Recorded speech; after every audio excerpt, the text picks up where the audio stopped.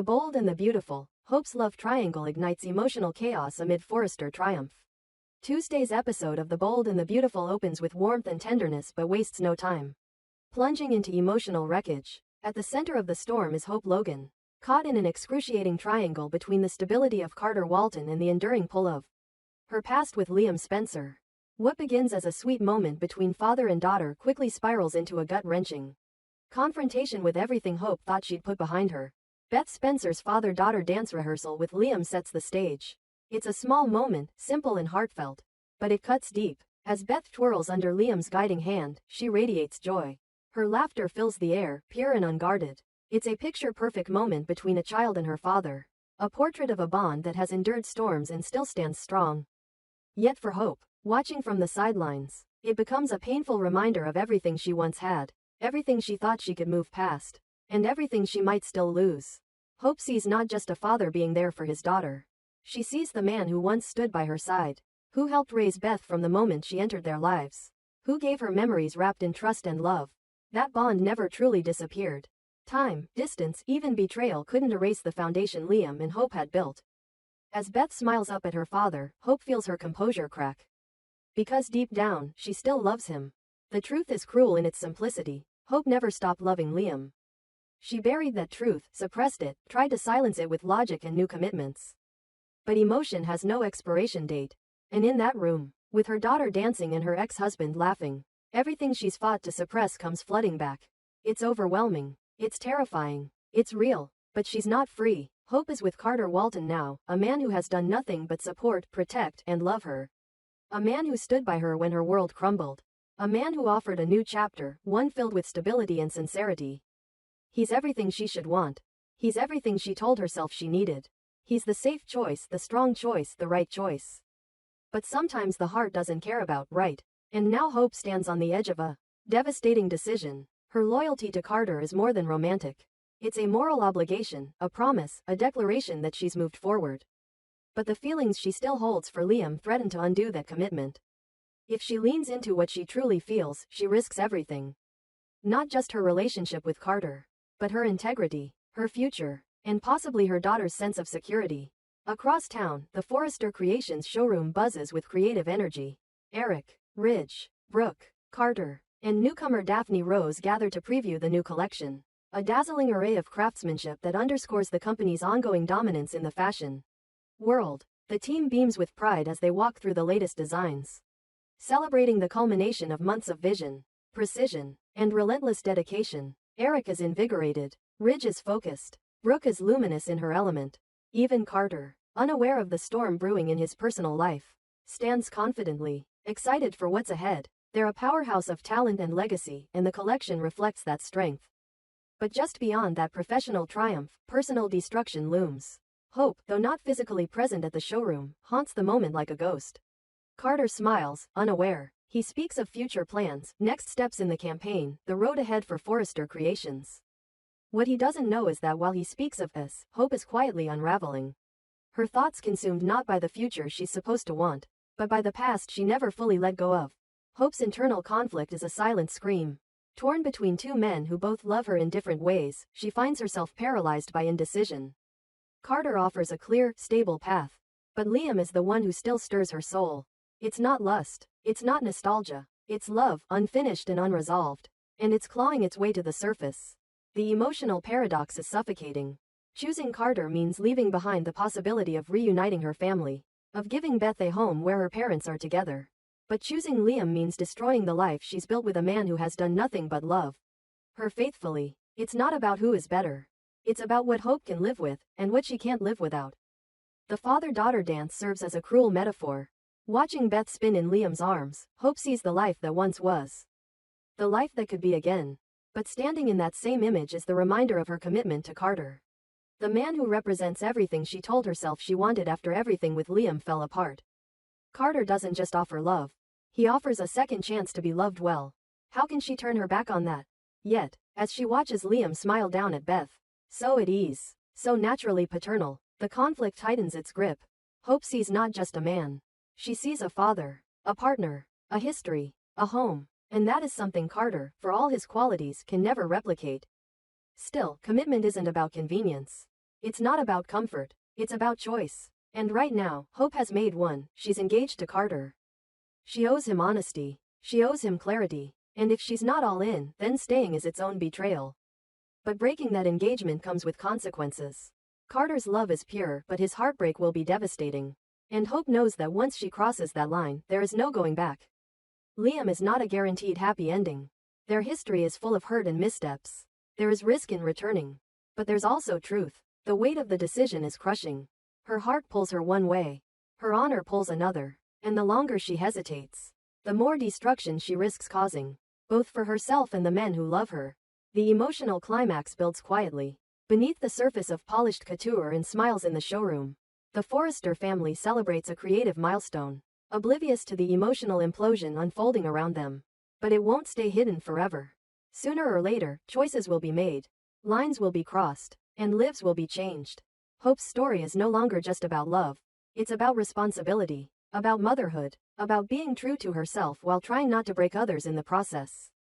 There is no perfect path, only sacrifice. As the day closes, Beth's dance rehearsal ends, but the emotional aftershocks remain. Liam kisses Beth's forehead, unaware of the effect it's having on Hope. Carter finalizes show details, unaware his world is about to tilt. And Hope stands in the eye of the storm, knowing that whatever choice she makes, someone will be left heartbroken. Tuesday's episode captures everything that makes The Bold and the Beautiful what it is. Family, fashion, and fiery emotional conflict. The love triangle at the center isn't just about passion. It's about legacy, commitment, and the cost of truth. In the coming days, as secrets threaten to explode and hearts begin to break, only one thing is certain. No matter who Hope chooses, she will never be the same. And neither will anyone else. The Bold and the Beautiful, divorce papers, betrayals, and new temptations shake up fall romance this fall. The Bold and the Beautiful continues its streak of emotional wreckage and shattered relationships.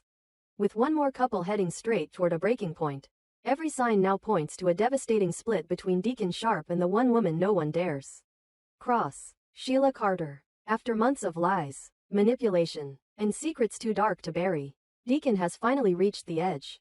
And with divorce papers in hand, he's ready to step out of the shadows of Sheila's chaos and into something, or someone, completely unexpected. The catalyst is clear. Deacon may have been blinded by his feelings for Sheila for far too long. But once the truth about Luna Nozawa surfaces, the illusion collapses. Sheila didn't just lie, she manufactured a false reality, letting Deacon suffer in grief over Luna's supposed death while she stood by knowing her granddaughter was alive. To Deacon, this wasn't just a misstep. It was a betrayal of the deepest kind. He wasn't just her husband, he was a man mourning the loss of a girl he'd come to care for. And Sheila let him sit in that grief, offering him empty comfort while hiding the truth. This is where the real break begins. Deacon's world is spinning. The anger, the betrayal, the realization that he was once again manipulated by Sheila Carter. It's too much. And so, he turns to someone he barely knows. But who understands heartbreak better than most? Taylor Hayes. After her own painful breakup with Ridge Forrester and watching his reunion wedding with Brooke Logan, Taylor is no stranger to emotional devastation. The timing may be unexpected, but the vulnerability is mutual. And that's where the trouble starts. Their first conversation is casual. Just two people, bruised and exhausted by love, trying to make sense of it all. Deacon doesn't plan to open up, but the words spill out anyway. The pain, the frustration, the shame of believing in Sheila. Taylor listens, and she doesn't judge. She sees the humanity in Deacon, the wounded soul beneath the rough edges. And he sees something in her too. Not pity, not sympathy, but understanding. Real, unfiltered, empathetic understanding. The room shifts. The energy changes. Neither of them expected to feel anything but shared misery. But the connection is real, and the air thickens with possibility. Back at home, Sheila begins to feel the walls closing in. She senses the shift in Deacon's energy. He's distant, cold, quieter than usual. He hasn't confronted her yet, not fully. But she knows something's coming. And when he finally brings out the divorce papers, her worst fears are confirmed. Sheila snaps. She doesn't beg. She doesn't cry. Instead, she does what Sheila Carter always does. She strategizes. She calculates. And most dangerously, she starts looking for a new target. And this time, it's Taylor Hayes. Sheila knows something is changing between Taylor and Deacon. She can smell it. The quiet conversations. The sudden closeness. The way Deacon's eyes don't meet hers anymore. It all adds up. And Sheila has never been one to sit idly by while another woman steps into her territory. For Sheila, love isn't just emotion, it's possession. It's control. And anyone who threatens that control becomes an enemy. Taylor, meanwhile, is caught in a web she didn't ask for. Her moments with Deacon start to intensify. Coffee turns into long walks. Advice turns into deeper conversations. Laughter becomes something else, something that feels dangerously close to hope. Taylor is cautious. She knows Deacon's history. She knows Sheila. But she also sees in Deacon a man who wants to change. A man who wants to be good. And she can't ignore the pull she feels when he looks at her like she's the first real thing he's seen in years. For Deacon, Taylor is a breath of fresh air. She's strong but compassionate. She doesn't try to fix him, she just sees him. And that alone makes him question why he ever stayed with Sheila in the first place. The guilt lingers, but the freedom of stepping away from Sheila's madness is addicting.